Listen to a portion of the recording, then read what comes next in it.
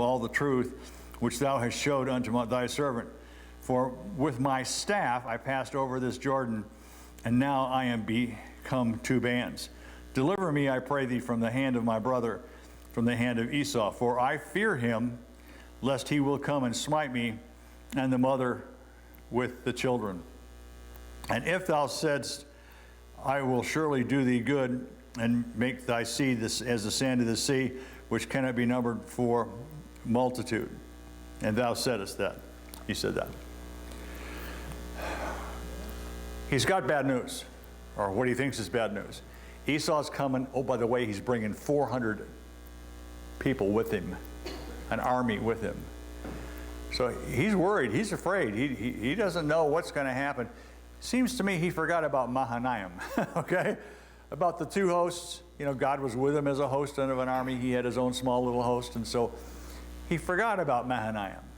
He's in the, if you will, he's in the heat of the battle, and he forgets things.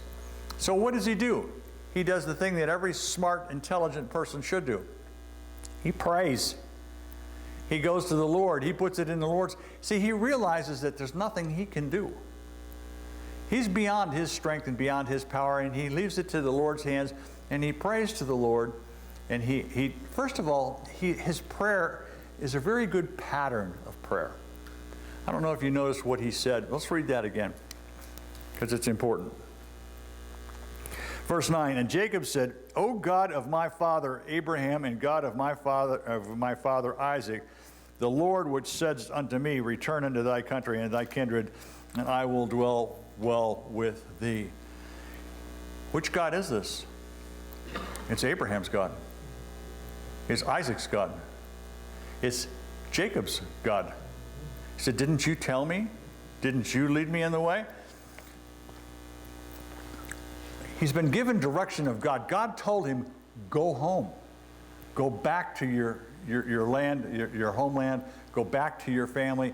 God gave him direction to do that. Would God give you direction to do something and then abandon you? No. I don't know about you, but there have been many times in my life when I've realized that God has done things for me in the past.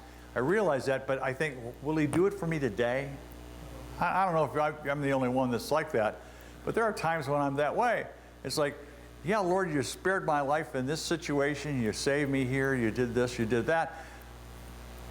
But I got this problem today, you know?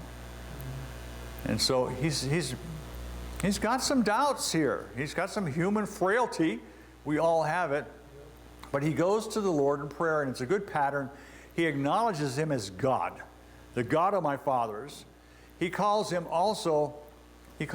El, which is God, and he calls him Lord, which is Jehovah.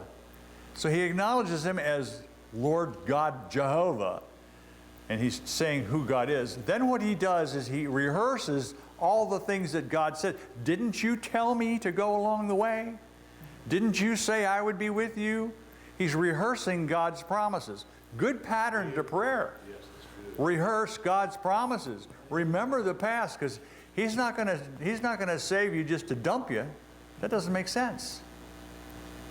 And then he makes his request.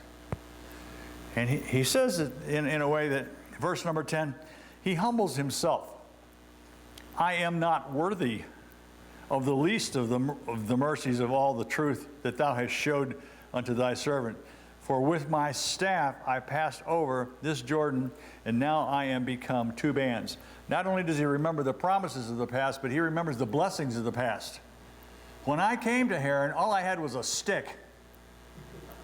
Now I'm coming back, and I've got a family, a big family, and lots of flocks and lots of herds, and God has blessed me, and we need to acknowledge his blessing, especially when we're in a time of trouble. Then he makes his request, deliver me, I pray thee, from the hand of my brother, from the hand of Esau, for I fear him, lest he will come and smite me. But look at this, and the mother with the children. He's not only concerned about himself, but he's concerned about his family as well, about his wife and kids, wives and kids. And then again, he rehearses the promise of Bethel. Thou saidst, I will surely do thee good, and make thy seed to be as the sand of the sea, which cannot be numbered for multitude. Verse 13. And he lodged there that same night, and took of that which came to his hand a present for Esau his brother. And I'm not going to read all these presents because there's lots of reading here, and I'm stumbling today. And 17. And he commanded the foremost, saying, When Esau my brother meeteth thee, and ask thee, saying, Whose art thou, and whither goest thou, and whose are these before thee? Then thou shalt say, They be thy servant Jacob's. It is a present sent unto the Lord, unto my lord Esau, and behold, also he is behind us. And so commanded he the second and the third, and all that followed the droves, saying, On this manner shall ye speak unto Esau when ye meet him. He's taken all these goodies. If you add up all the animals, I'm kind of a weirdo, I like to do things like that. He added up all the animals. He sent 580 animals. That's a lot. I don't care what they are. That's 580 of anything is a lot. He splits them up into 5 different groups. He's trying to soften the blow, right? So he sends this group of so many, and this group, and he splits them up, not only in groups, but in time. They come, here comes a group, then there's a period of time, then comes another group, then another period of time. And he gives them these 5, if you will, waves of presents. This is not a bribe.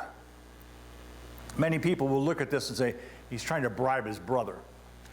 I believe he's giving reconciliation for past wrongs he had done Esau. I believe he's paying his way, and he's given him as a present.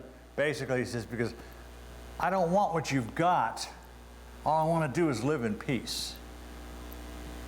Do you see where I'm coming from? Some may disagree with me. That's okay. It's just my opinion. But I think that he's sending these groups basically as not a present, but as a payback for all that he had done before.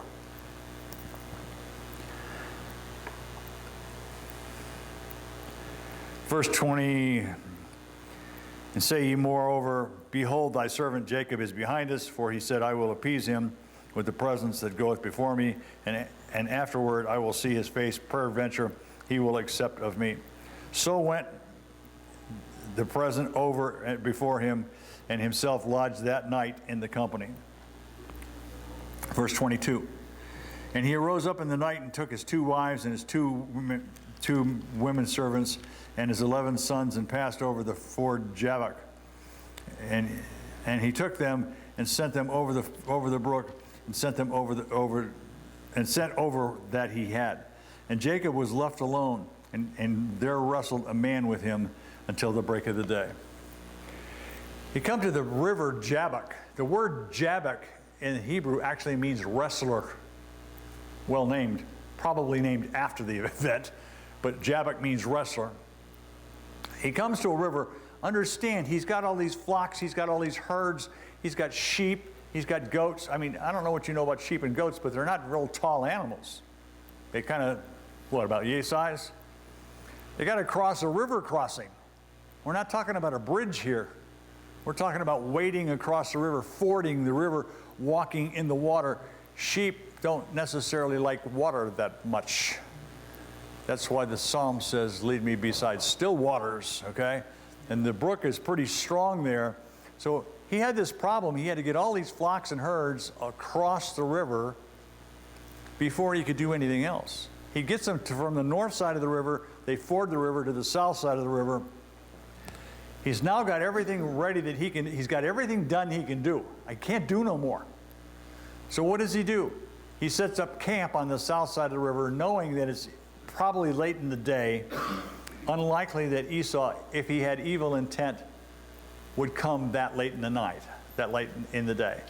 So he sets his family and his servants and his animals up on the south side of the river. He crosses back over the river for what purpose? to be alone with God. He gets across the river and he gets into a wrestling match. Is this wrestling match a real wrestling match?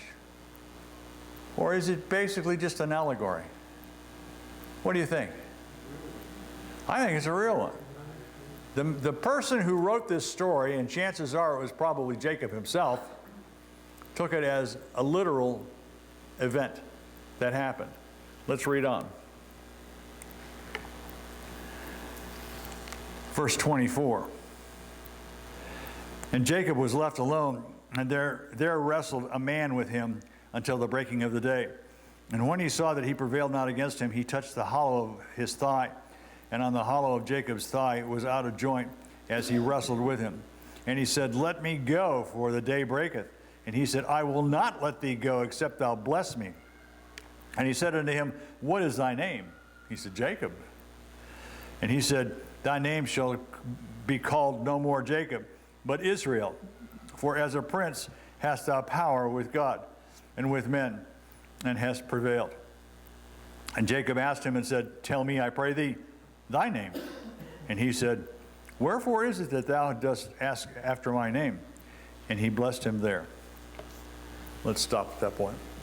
This is wrestling match we just read about. Who is this person that he's wrestling with? Well, Jesus Christ pre-incarnate.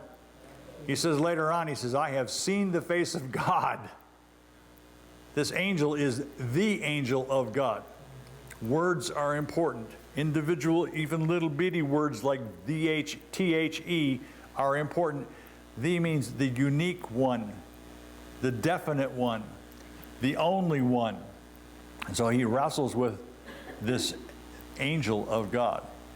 As he's wrestling, the angel puts out his thigh, touches him on his thigh, and he limps ever thereafter from that. What's this all about? What does Jacob need at this point in time in his life? Well, he's been on this journey. He's gone through Laban. He's traveled on further. Now he's meeting up with Esau the next day. What's he need? He needs a couple of things. He needs understanding as to what his true mission is of God. You and I also all have a mission. We have our own individual mission. We have a corporate mission, but we all have a mission. God's got something for each and every one of us to do. Who knows? I don't know what yours is. I just found mine out a little while ago after all these years. Jacob's got a mission to do. What's his mission? He will be the father of the nation called Israel, will he not? The seed of the woman will come from the nation of Israel. So he's got a very important mission to go through. It's going to take a lot of things from him, but one of the main things he's going to take from him is tenacity. Anybody here ever do wrestling? Do wrestling in school? No? I don't know what you know about wrestling, but wrestling matches can go on for a long period of time, and you're caught in a battle of strength, a battle of wits. It takes tenacity to last through that. You see, in the past, Jacob was famous for what? Deception. He would do things by sneaking around. Rather than trusting in God and rather than hanging in there, he'd try to do something on his own to maneuver things around. And this wrestling match is teaching him, you don't do that in wrestling. You've got to overpower. You've got to hang in there. And they wrestled all night long. Because if you read the text, you'll find out that the opponent didn't leave him till the morning. So it takes tenacity. So Jacob had to learn tenacity. He also had to learn power. Power of prayer. What are those verses? Help me with that. I can't remember them off the top of my head. I have them written down someplace. About God wants us to be persistent in prayer. Does he not? Let me see if I can find them.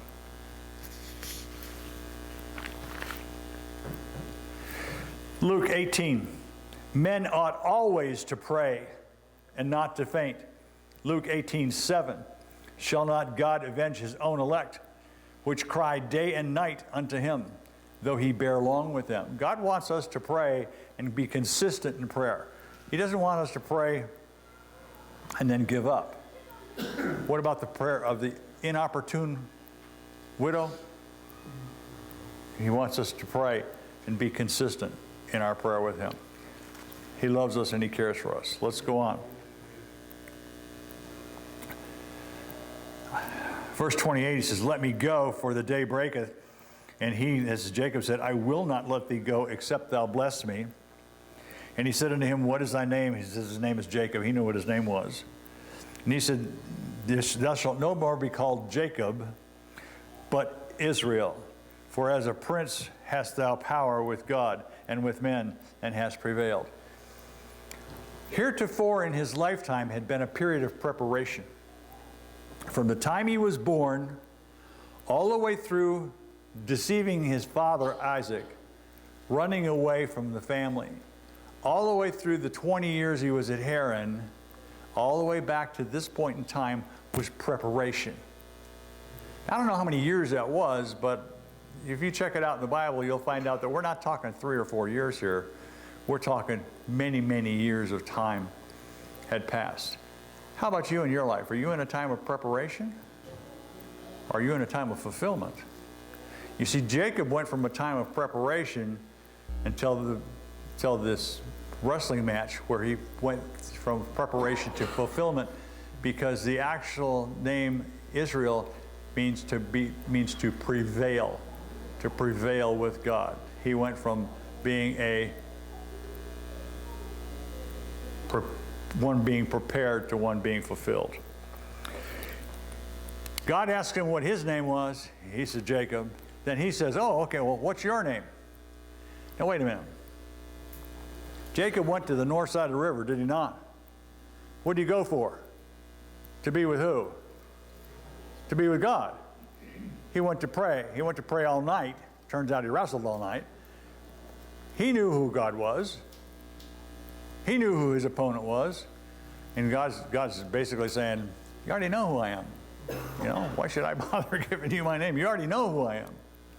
There should be no doubt as to who you're dealing with. By the way, Jacob was asking God for something. He was asking him for help with the upcoming event with Esau. And it was remarkably answered. Why is it that we ask God things in prayer and we're amazed when he answers? I mean, I don't know about you, but I'm that way sometimes. I'll pray earnestly about something, protection or provision or whatever. Pray about it, pray about it, pray. Brother Kenneth, God answers me and I'm surprised. You know? That's good.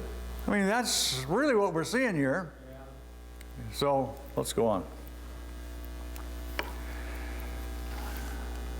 Verse 30.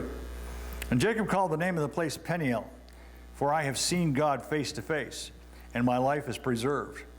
And as he passed over Peniel, the sun rose upon him, and he halted upon his thigh.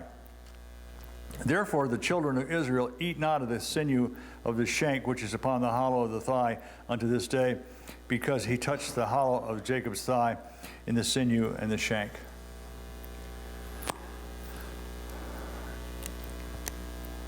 I believe that the angel, the opponent, touched him in the thigh for a couple of reasons.